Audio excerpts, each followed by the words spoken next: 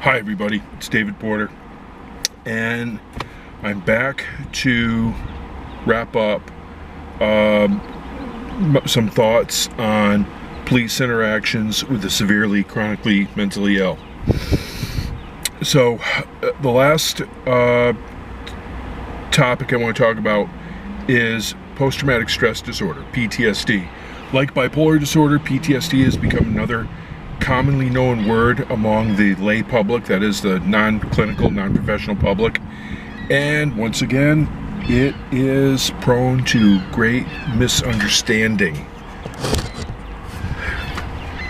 Hollywood presents an image of PTSD, which has been a theme in many movies, especially going back to the 80s and the Rambo series. A veteran with post-traumatic stress disorder leading this very isolated, solitary life, and getting misunderstood and provoked, and then going on a killing spree. Well, can that happen? Yeah, that's possible, but listen carefully.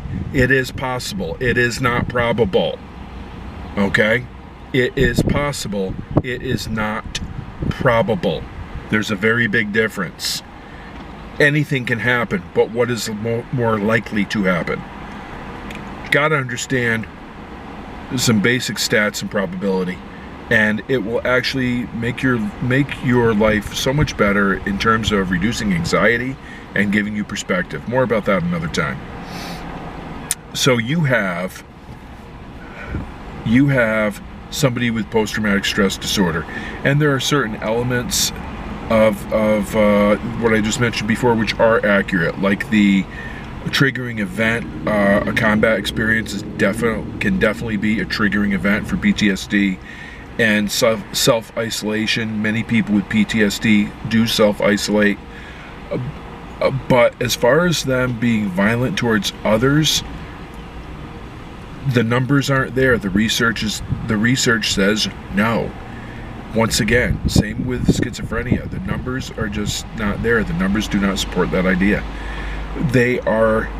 People with PTSD are likely to harm themselves, or frequently think about and feel like harming themselves.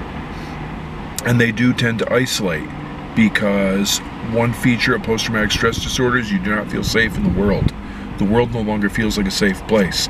So you start shrink-wrapping the world around you and minimizing social contact and connections, because that makes you feel safe. A form of that is called cave dwelling. It's when somebody with PTSD will lock themselves down in a apartment, hotel room, trailer, a basement, whatever, and close themselves off from the world as much as they can. Live on takeout. Excuse me, because that's the only way they feel safe. Yeah, I know, we've all kind of been doing some version of that the past year with the COVID-19 pandemic, but people with PTSD were doing that long before the pandemic. And truth may have been in their comfort level during the pandemic, because there were lowered expectations for going out and interacting with other people. But what I want to focus on here is law enforcement interaction with those with PTSD. Number one, know the facts. Most people with post-traumatic stress disorder are not dangerous. Most of them, or near all of them, are afraid. They are afraid. They are very scared.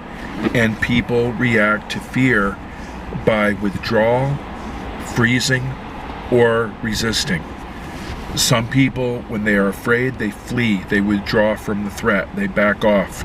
They shrink away in fear. Other people will freeze. They will experience what's called neuromuscular lock and not be able to move, not be able to respond. Great book that I recommend, Watership Down. I cannot recall the author right now, but it's the story of the adventures of unlikely characters, a bunch of rabbits, And one of the rabbits is concept that the rabbits have is going tharn. When you rabbits would go tharn when a hawk, they look up and a hawk is diving at them. They know there's no escape. They won't even try to run. When they are in the road and the headlights of a car are approaching fast, they go tharn. They become so afraid they can't move. And that concept is clinically known as neuromuscular lock. What was for a long time the model was simply fight, flight. That model has been amended more recently with fight, flight, freeze. If you look on my channel, you'll see other videos that address that in greater detail. So with post-traumatic stress disorder, you are going to have a person who is in that fight, flight, freeze state almost all the time, and that is not going to be pleasant. They see the world in what I have heard described by Andrew Vax as trauma vision. Someone else to check out, Andrew Vax, great guy, written a series of crime fiction and technical material on child maltreatment, and sexual abuse and PTSD. Really got to take the time to check him out.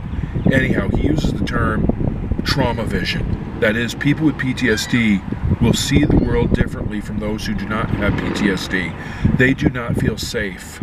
They see threats everywhere. They're constantly scanning their environment for threats. And when someone with post-traumatic stress disorder is truly triggered, how I hate the way that word is getting thrown around so casually. You want to talk, okay, another time, I don't want to get started, but that word is so overused. Someone who is with PTSD, who is truly triggered, will go into an elevated state of fight, flight, freeze. And they may have flashbacks. They may dissociate and disconnect from the environment and go back to the time where they were in the trauma triggering of the original traumatic event. And they may or may not be able to be reasoned with. They may present a danger to themselves or others. I'm going to go with more likely themselves. And they're may act out to the extent that law enforcement is called. And police officers who come to the scene will be able to de-escalate things without using excessive force if they know a little bit about PTSD.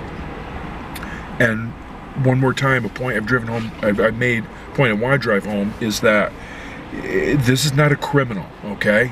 This may be a law-abiding, your proverbial law-abiding, tax-paying citizen, and they are having a real bad fucking day.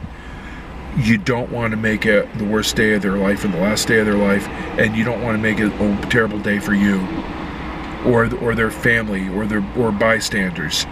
And this is not an easy situation. If someone is armed, the safety of the police officer, bystanders, is going to be paramount. Hopefully it is not at that point and someone is acting out and they are loud, they are aggressive, or they are not responding. Maybe they are not responding to verbal commands. It might be that they are in a very heightened state of fear and anxiety where they are not able to respond to verbal commands. And this is where things become complicated. The same rules I've stated before apply. Keep it, what are your statements, concrete and repetitive and short. And keep your voice quiet as you can. Don't do anything to add to their sensory overload. Try, if you can, of course, I understand, there are things you have to do for your own safety. If you can, try not to do the flashlight in their face. Sensory overload. They're already going to be hypersensitive to sensory stimuli. Keeping distance until you can't. Not touching them until you can't. And listening. Ask them what's happening, what's going on right now, and seek common ground. Maybe they are a vet and they're having a really, really awful day. many police officers are veterans, or if you're a police officer who is not a veteran, you very likely have colleagues who are. Common ground. Look for common ground as much as you can. The person in front of you may be, there are multiple forms of trauma. It could be they're a victim of assault or a sex crime, or maybe they had a wonderful childhood where their piece of shit excuse for parents abused and molested them and mistreated them year after year after year. And yeah, do I have some strong feelings about parents who abuse and mistreat their children? I'm afraid so. How do I really feel? That's such a cliche. Come up with something more original. Don't use cliches. Note to self. Anyhow, fucking ADD. Where was I? They're having a real bad day, and they are on sensory overload, and you don't want to add to the sensory overload. You want to speak quietly and calmly, but firmly, and you want to find common ground wherever you can. If you are a law enforcement officer, you have most certainly worked with sex crime victims and victims of domestic violence, victims of other type of violence. Use empathy. Listen to what they have to say. Control this is how you're going to gain control of the situation. Somebody with PTSD in fight, flight, freeze, sensory overload, they are not going to do well with a police officer shining a mag light or a flashlight in their face, barking orders at them. It's probably going to make things worse. Keep the flashlight off if you can. Keep your voice down if you can. Keep some distance if you can. And make your statements concrete and repetitive, and look for common ground. Now, all three of these videos, these are just some opening thoughts I wanted to share. Fully aware that this is a much more complex topic, and this could easily be at least a 6 to 8 hour training on interacting with the severely chronically mentally ill. I'm well aware of that. This is by no means exhaustive or comprehensive. It's a start. It's some food for thought. It's an introduction to the topic.